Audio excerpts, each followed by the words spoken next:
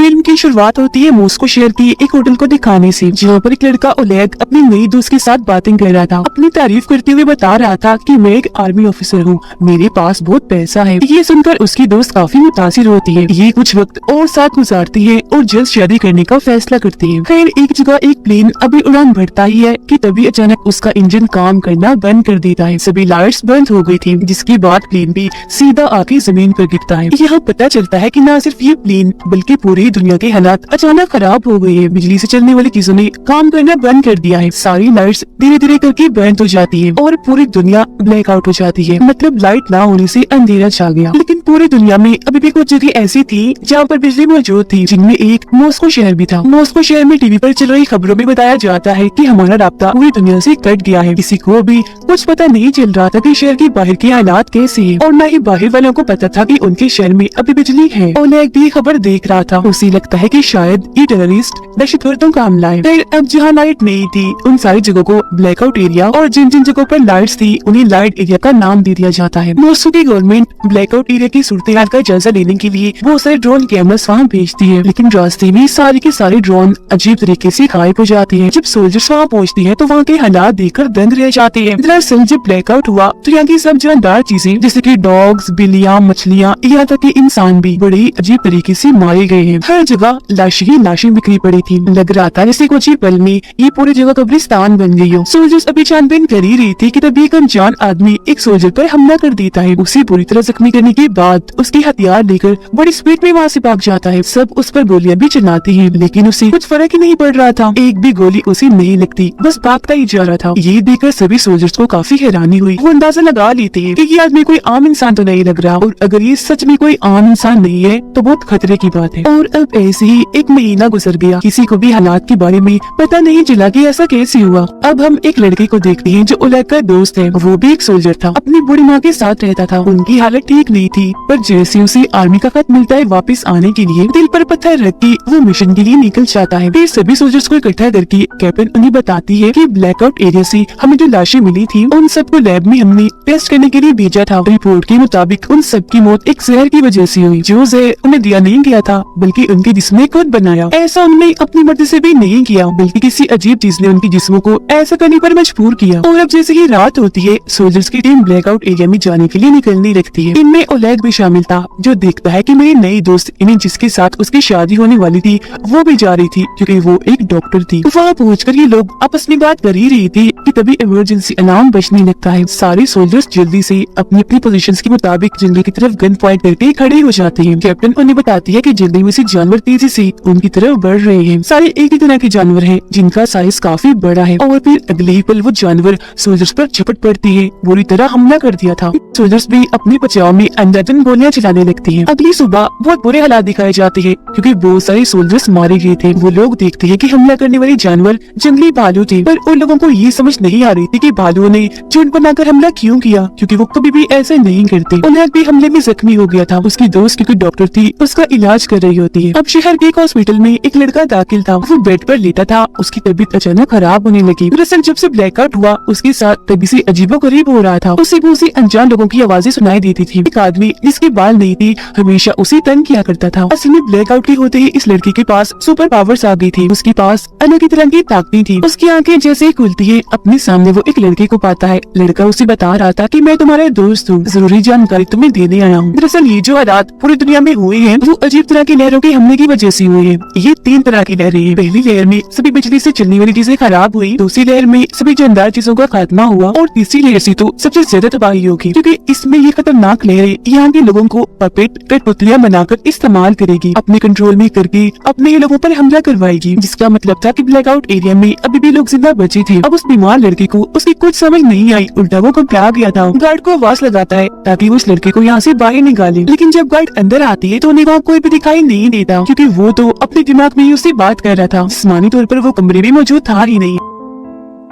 इन सब हालात और अपने कंट्रोल में न होने की वजह से लाइट एरिया के लोग सड़कों पर निकल आते हैं, हर तरफ तोड़फोड़ करके तबाहियां मचा रहे थे। यहाँ तक कि सोल्जर्स पर भी हमला करने लगते हैं क्योंकि उन्हें लग रहा था कि ये सब गवर्नमेंट की कोई जान है। उधर आर्मी कैंप में सोल्जर्स के अलग अलग ग्रुप बना दिए जाते हैं। इनमें एक ग्रुप उलैग का था और एक उसके दोस्त का था। ब्लैकआउट एरिया के हालात बहुत खराब थे, सब कुछ तहस नहस हो गया था। पुल बुरी तरह टूट गया था क्योंकि प्लेन तबाह होकर पुल पर ही गिरा था। बहुत सारी बिल्डिंग्स भी तबाह हो गई थी। पहले भेजी गई आर्मी के हेलीकॉप्टर, टैंक्स और गाड़ियाँ खिलौनों की तरह टूट के बिखरी पड़ी थी। उलैग का दोस्त अपने साथियों के साथ एक टाउन में पहुंचता है। उनके साथ एक रिपोर्टर भी आई थी। सभी टीम्स के सोल्जर्स अपने अपने एरिया की छानबीन कर रहे थे। ऐसे ही कुछ दिन गुजर जाते हैं पर ना तो इन्हें कोई इंसान दिखता है और ना ही उनकी लाशें। अब पावर्स वाला लड़का जब एक जगह पर बैठा हुआ था तो तभी उसे मिलने एक आदमी आया जिसका नाम आईडी था। इसने पहले तो अपना मुंह छुपाया हुआ था, पर जैसे ही कपड़ा हटाता है तो उसकी शक्ल काफी अजीब थी, बाकी जिस इंसानों जैसा ही था। वो बताता है कि मैं इंसान नहीं हूँ बल्कि इंसानों जैसा दिखने वाला एलियन हूँ। तुम्हारी सुपर पावर्स को कोई इस्तेमाल करके पूरी दुनिया में सब कुछ कर रहा है और उस इंसान की मैं खोज कर रहा हूँ। और वो आदमी, वो विलन और कोई नहीं बल्कि मेरा भाई है, मेरी ही तरह एलियन है। और जब ब्लैकआउट हुआ था तुम ब्लैकआउट एरिया और लाइट एरिया के बीच में फंसे हुए थे। यही वजह है कि आज ये ताकतें तुम्हारे पास है। लड़का कुछ समझ पाता है, इससे पहले ही कैप्टन और उनके सोल्जर्स वहाँ पर आ जाते हैं। आईडी पर गन तान देती है, लेकिन चालाक आईडी कैप्टन के सोल्जर्स के दिमाग को अपने कंट्रोल में कर लेता है, जिससे सोल्जर्स को कैप्टन दिखने लग जाता है आईडी और आईडी दिखने लगा था कैप्टन। मतलब रूप बदल के दिखने लगे थे, जिससे होता ये है कि सारे सोल्जर्स असली वाले कैप्टन पर ही गन तान देते हैं। आईडी कैप्टन को कहता है कि अगर तुम्हारे इंसानों को कोई बचा सकता है तो वो सिर्फ मैं ही हूँ, तो इसीलिए जरा शांत होकर मेरी बात सुन लो जो मैं बताना चाहता हूँ। ये सुनकर कैप्टन उसे इंक्वायरी रूम में ले जाती है। आईडी उसे बताता है जैसे आप लोग अपनी इस प्लेनेट जमीन पर रहती हो, हम भी ऐसे ही अपने प्लेनेट पर रहते हैं। हमारी ये खूबी है,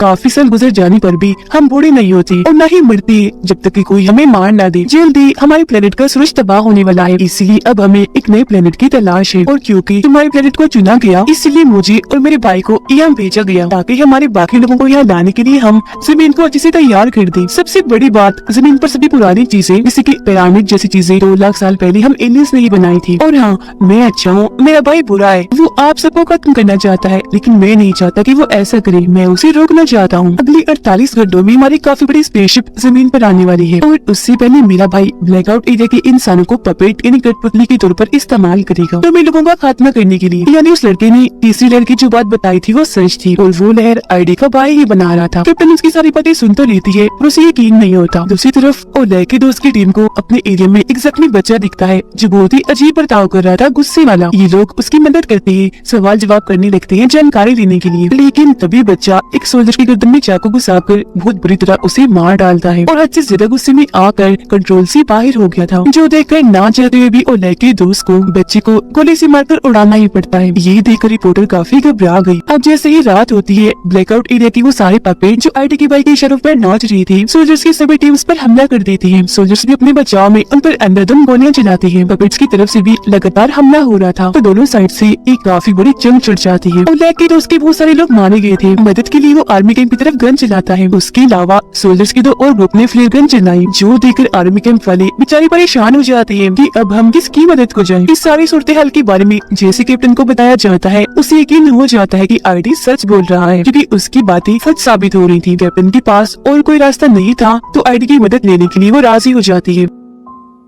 आईडी कैप्टन को कहता है कि मेरे भाई को ढूंढने के लिए हमें पावर्स वाले लड़के की जरूरत पड़ेगी। मेरे भाई को मारते ही मैं सभी इंसानों के पपेट को कंट्रोल करके रोक दूंगा। फिर कैप्टन आईडी को लेकर आर्मी बेस पर पहुंचती है। उधर अचानक से ओलैग के दोस्त की टीम पर बड़ा हमला हुआ जिसमें एक एक करके सारे सोल्जर्स मारे जाते हैं। सिर्फ 2 ही लोग बचते हैं, ओलैग का दोस्त और रिपोर्टर। पपेट की तादाद काफी ज्यादा थी, इसीलिए वो बाकियों के पास जाने की कोशिश करते हैं ताकि साथ मिलकर उनका सामना कर सके। आईडी पावर्स वाले लड़के को ध्यान लगाने का कहता है, मतलब ख्याल देखने में उसकी मदद कर रहा था ताकि लड़का ये देख सके कि आईडी का भाई कहाँ है। कुछ देर की मेहनत के बाद उसकी लोकेशन पता चली जाती है, जो एक काफी बड़ी बिल्डिंग की छत थी और वहीं से वो सारे पपेट्स को कंट्रोल करके सब करवा रहा था। वो निकल ही रही थी कि तभी उन्हें पता चलता है कि पपेट्स ने लाइट एरिया पर भी हमला कर दिया है, जिसका मतलब था कि तीसरी लहर का असर शुरू हो गया है। तो इसीलिए वक्त को बर्बाद ना करते हुए कैप्टन आईडी के साथ वहाँ के लिए निकलने लगी। पावर्स वाला लड़का आईडी को कहता है कि मुझे तुम्हारे भाई ने देख लिया है, वो मुझे मार डालेगा, तो प्लीज मुझे भी अपने साथ ले चलो। आईडी जवाब देता है कि नहीं, तुम इधर बेस में ही महफूज हो, वहाँ तुम्हारी जान को खतरा है, यही रहो। ये कहने के बाद वो कैप्टन के साथ निकल जाता है। वो लोग बेस से अभी थोड़ा दूर आए ही थे कि आईडी के भाई को पावरफुल लड़के की लोकेशन पता चल जाती है, यानी कि इस वक्त वो आर्मी बेस में है। उसे मरवाने के लिए वो अपने बहुत सारे मिसाइल भेजता है। बेस के सोल्जर्स मिसाइल को रोकने की कोशिश करते तो है, पर कोई फायदा नहीं होता क्योंकि वो बहुत ही ज्यादा थे और कैप्टन की आंखों के सामने ही उनकी पूरी आर्मी बेस तबाह हो जाती है। बदकिस्मती से सभी सोल्जर्स पावरफुल लड़का सब मारे जाते हैं। ये देखकर कैप्टन को बहुत गुस्सा आया और दुख भी हुआ। वो आईडी पर गन तान देती है, कहती है कि तुम ये सब पहले से ही जानती थी,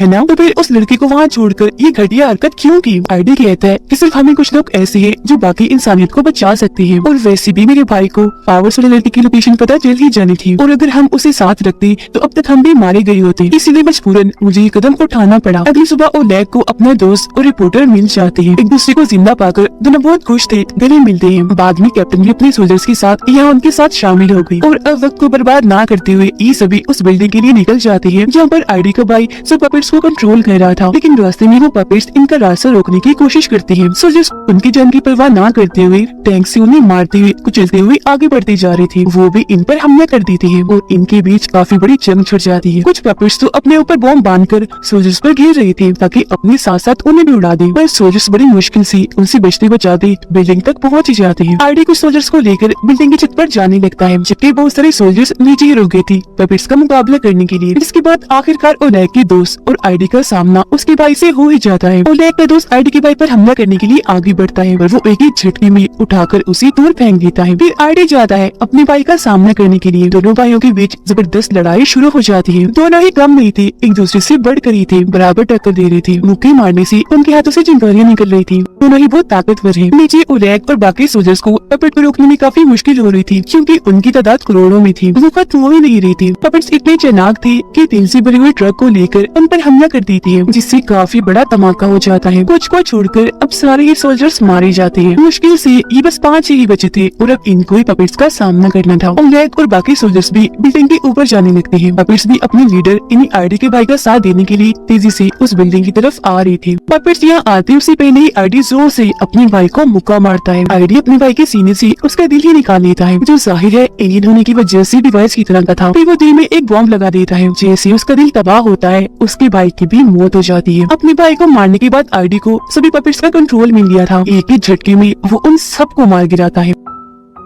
अब वो सारे लोग जो जिंदा बचे थे इस जंग में जीत तो गए थे, पर उन्हें कोई खुशी नहीं थी क्योंकि वो चंद ही ऐसी थी जो जिंदा बचे थे, जबकि करोड़ों की तादाद में बेगुनाह लोग सड़कों पर मरे पड़े थे। कीड़े मकोड़ों की तरह पूरी ही दुनिया का दिल हिला देने वाला सीन था। आईडी सबको बताता है कि इंसानों में प्यार और रहम नहीं है। तुम बहुत ही खुदगर्ज हो, सिर्फ अपने बारे में ही सोचते हो। यही वजह है कि मेरा भाई तुम सबको मारना चाहता था ताकि एलियंस यहाँ सुकून से रह सके, लेकिन मेरा मकसद कुछ और ही था। और अब यहाँ वो सबसे बड़ा राज खोलता है कि मैं इंसानों की मदद इसलिए करना चाहता था ताकि इंसान मुझे अपना मसीहा समझ ले, यहाँ तक कि अपना गॉड ही समझने लगे। तब लड़का गुस्से में आईडी से कहता है कि तुम सब कुछ पहले से ही जानती थी, तो फिर ब्लैकआउट होने से क्यों नहीं रोका? आईडी जवाब देता है कि अगर मैं वो रोक देता तो किसी के भी दिल में मौत का डर ना होता, मेरी बात का कोई भी यकीन ना करता, और वैसे भी तुम लोग काफी हो आबादी बढ़ाने के लिए। जिन सबका मसीहा गॉड मैं हूँ। अगर बाकी लोग मर भी गए तो मुझे परवाह नहीं, जिसका मतलब था कि ये भी अच्छा नहीं है। शुरू से अब तक ये बस अपना ही फायदा देखता आ रहा है। ये सुनकर सब लोगों को बहुत गुस्सा आने लगा। ओलेग की दोस्त उस पर गन ही तान देती है। तब ओलेग का दूसरे दोस्त उसे ये कहते हुए मना कर देता है कि गन नीचे करो, इसके जैसी लाखों आ रही है, इसे मारोगी तो उन बाकियों को कैसे रोकोगी? इसका जिंदा रहना बहुत जरूरी है। वो बात कर ही रही थी कि तभी लड़का चाकू से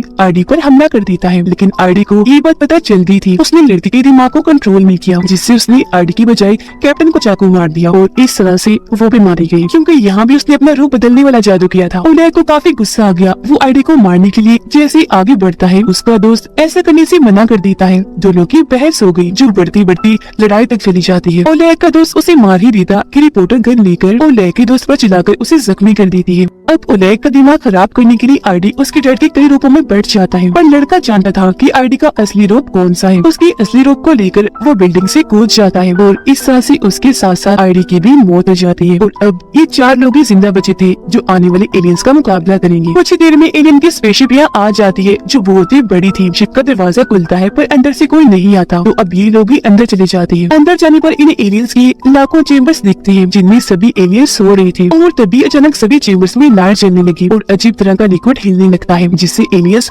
होश में आने लगते हैं। डॉक्टर बताती है कि ये लिक्विड जरूर उनका ऑक्सीजन है, इसीलिए उनके जागने से पहले ओलेग गोली से सबको मारने लगता है, लेकिन उनके पास टाइम कम था और गोलियां भी नहीं थी, इसलिए दिमाग लगाकर ऑक्सीजन के मेन पाइप को ही हथौड़े से तोड़ देते हैं, जिससे होता ये है कि वो सारे एलियंस जागने से पहले ही मारे जाते हैं। अब बस कुछ चेम्बर्स बचे थे जिनमें उन्हें एलियंस के मासूम बच्चे दिखते हैं। इन्हीं आइडिया की बात याद आती है कि इंसान में प्यार और रहम नहीं, और क्योंकि इस तरह के इंसान वो बनना नहीं चाहते थे, इसलिए एलियंस के बच्चों को कुछ नहीं करते, छोड़ देते हैं। कुछ ही देर में एलियंस के सारे बच्चे अपने अपने चेम्बर से बाहर आ जाते हैं, जो सारे आइडिया जैसे ही लग रहे थे। वो बच्चे हैं, इसलिए अब कोई खतरा नहीं था। और इसी के साथ ये फिल्म इधर ही खत्म हो जाती है।